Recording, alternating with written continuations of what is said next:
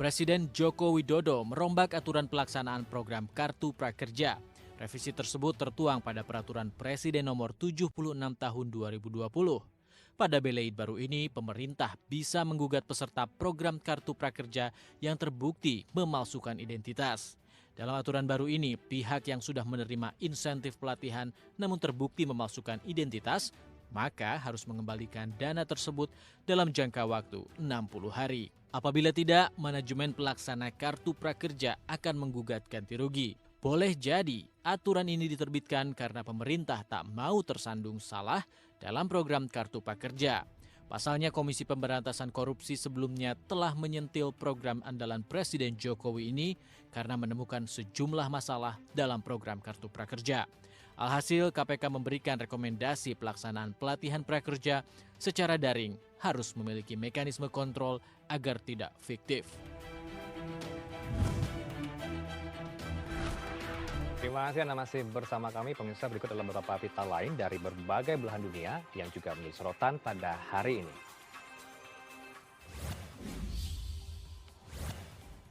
Otoritas Tiongkok meningkatkan respons tanggap darurat nasional untuk pengendalian banjir ke level tertinggi kedua pada minggu waktu setempat. Pihaknya mengalokasikan dana sebesar lebih dari 300 juta yuan untuk membantu para korban banjir. Hingga minggu siang tercatat 27 provinsi di Tiongkok terdampak banjir, serta 37 juta lebih warga harus mengungsi akibat rumah mereka hancur. Sementara itu banjir bandang juga menyebabkan sebanyak 141 orang hilang.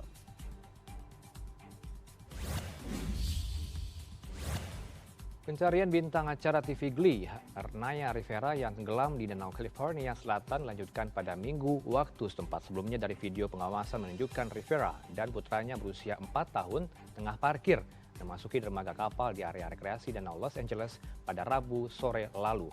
Namun sekitar 3 jam kemudian sang anak ditemukan sendirian mengenakan rompi pelampung, sedangkan sang ibu masih dalam pencarian.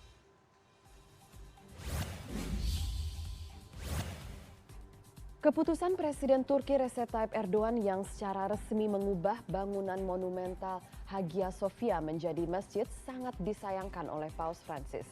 Menurut Paus Francis, Hagia Sophia yang sebelumnya sudah diputuskan menjadi museum sejak 1934 itu telah menjadi fasilitas publik untuk melakukan pertemuan dan sumber inspirasi bagi orang-orang dari segala bangsa.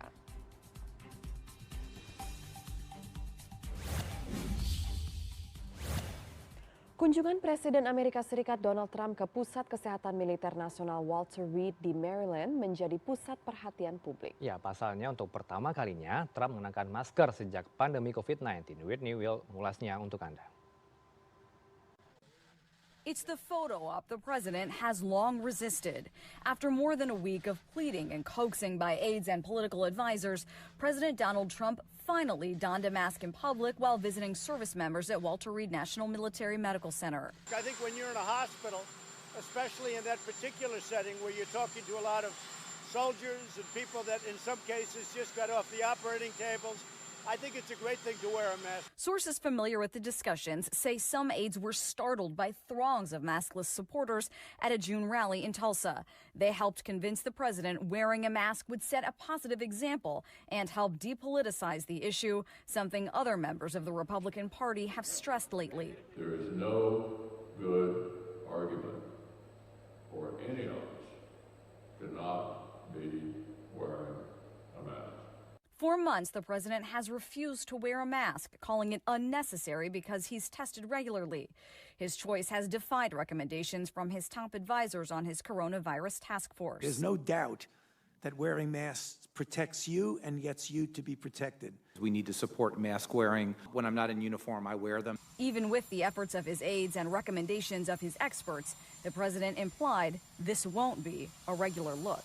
I've never been against masks, but I do believe they have a time and a place. I'm Whitney Wild in Washington. Kita ke Kazakhstan. Pemerintah Kazakhstan membantah tudingan pemerintah Tiongkok terkait wabah pneumonia misterius yang disebut lebih mematikan dibandingkan dengan virus corona. Kementerian Kesehatan Kazakhstan menyebut klaim Tiongkok terkait wabah ini merupakan informasi yang salah. Klaim kedutaan Tiongkok pada Kamis waktu setempat dibantah otoritas Kazakhstan usai Beijing memperingatkan warganya terkait adanya wabah pneumonia di negara bekas Soviet dengan tingkat kematian lebih tinggi daripada pneumonia yang disebabkan oleh COVID-19. Menurut Kementerian Kesehatan Kazakhstan, pneumonia yang dikhawatirkan lebih berbahaya dari corona ini memiliki gejala yang serupa dengan COVID-19. Otoritas Kazakhstan telah menerapkan penguncian wilayah selama 2 minggu untuk menekan jumlah penyebaran pneumonia. Sementara jumlah kasusnya kini dilaporkan meningkat 55% pada paruh pertama tahun 2020 dibandingkan dengan periode yang sama tahun lalu. Информация о том, что якобы в Казахстане бушует неизвестная пневмония, и многие казахстанцы заболели, и есть очень много летальных исходов. Министерство здравоохранения Республики Казахстан официально опровергает данную информацию. Это фейковая информация, мы не подтверждаем, она не является достоверной, действительно.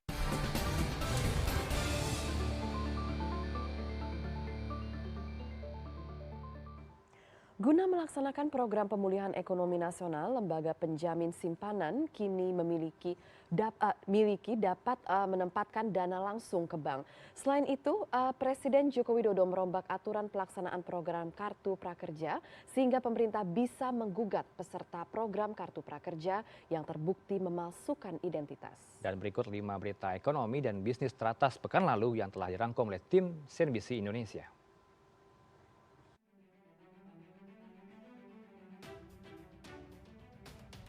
Lembaga penjamin simpanan punya wewenang baru. LPS kini bisa menempatkan dana langsung ke bank dalam rangka pelaksanaan program pemulihan ekonomi nasional. Lewat peraturan pemerintah nomor 33 tahun 2020, Presiden Joko Widodo membolehkan LPS menempatkan dana untuk meningkatkan likuiditas hingga mengantisipasi dan menangani permasalahan sistem keuangan yang berisiko kegagalan bank. Kepala negara memberikan kewenangan baru untuk menaruh dana ke bank-bank yang berisiko menjadi bank gagal yang bisa mengganggu stabilitas sistem keuangan. Penempatan dana LPS kepada seluruh bank paling banyak mencapai 30% dari jumlah kekayaan LPS. Sementara penempatan dana pada satu bank paling banyak sebesar 2,5% dari jumlah kekayaan LPS. Adapun dalam setiap periode, penempatan dana oleh LPS paling lama 1 bulan dan dapat diperpanjang paling banyak 5 kali.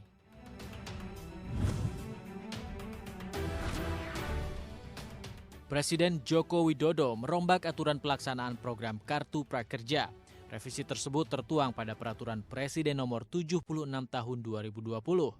Pada Beleid baru ini, pemerintah bisa menggugat peserta program Kartu Prakerja yang terbukti memalsukan identitas.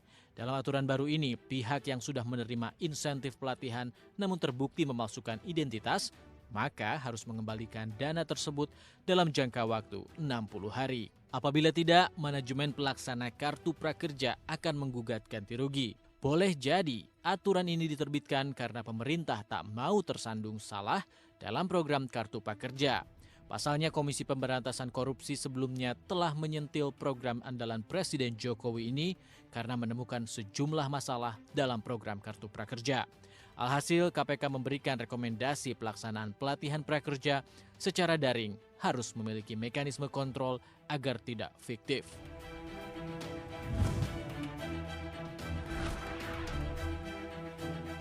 Pandemi COVID-19 membuat perusahaan bergulat dengan masalah utang. Hal itu tercermin dari kasus perkara penundaan kewajiban pembayaran utang atau PKPU yang terus meningkat pada kuartal kedua tahun 2020.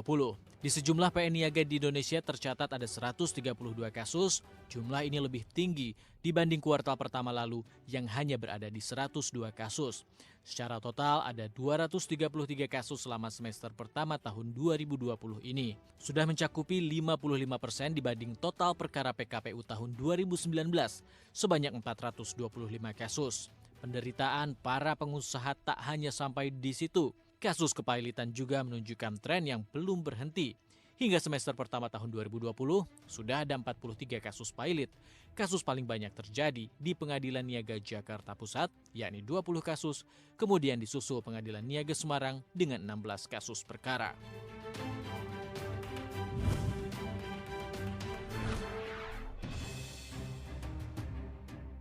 Pandemi COVID-19 membuat sektor penerbangan China kehilangan 34,2 miliar yuan atau senilai sekitar 68,4 triliun rupiah.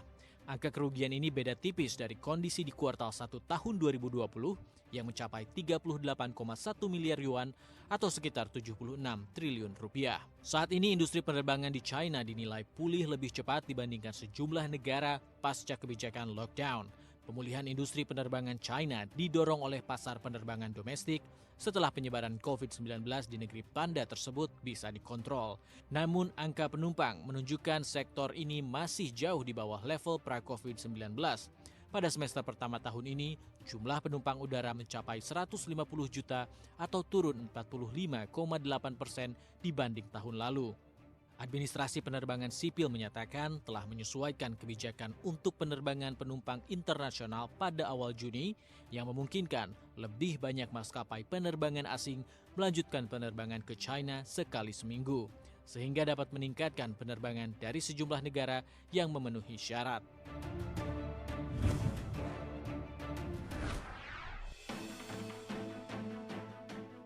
Negeri Sakura akan memboyong pesawat tempur baru untuk menghadapi Korea Utara dan China.